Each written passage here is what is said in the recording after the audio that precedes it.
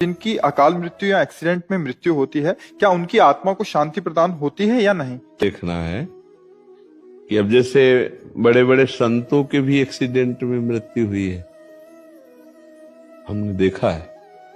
पूज्य बक्सर के मामा जी नाम के बहुत बड़े संत थे, तो जा रहे थे कथा करने, बरसाने पहले दर्शन किए श्री जी के, सामने से एक ट्रक ने ऐसी तो बस राधा पधार गए।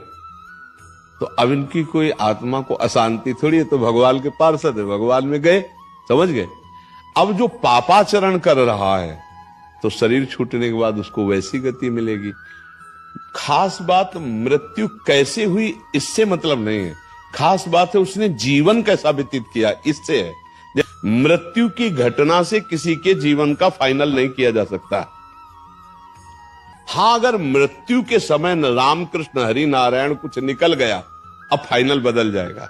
पूरा जीवन पाप रहा, अंतिम में अगर राम हरि कृष्ण राधा निकल गया, अब तुम्हारा काम बन जाएगा। वहां देखा है। लेकिन घटना से कि उसकी ऐसी मृत्यु हुई तो उसकी दुर्गति हो सकती है, ऐसा नहीं हो सकता। ये पक्की बात है। आप समझ पा रहे हैं? जी गुरु जी, बहुत। अब बिटिया थी मेरी, 2 बेटी थी, 23-24 साल की, बहू थी 29 साल की, 1.5 साल की पोती थी। 7 साल हो गए, मन व्यतीत रहता है। हाँ, क्योंकि अपनापन होता है ना परिवार से।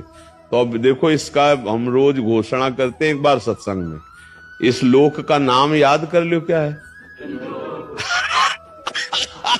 मृत्यु लोग, यहां सबको मरना पड़ेगा भैया।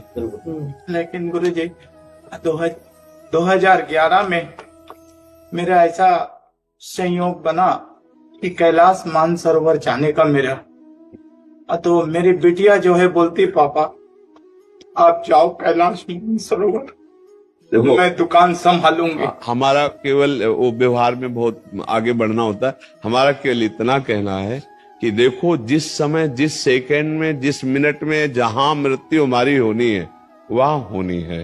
वो हमारे कोई प्रियजन बनकर जो आते हैं, वो अपने कर्मों का भोग भोगने आते हैं, हमको भुगाने आते हैं। हम उनके चिंतन में दुखी हो।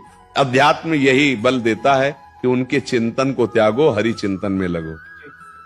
ये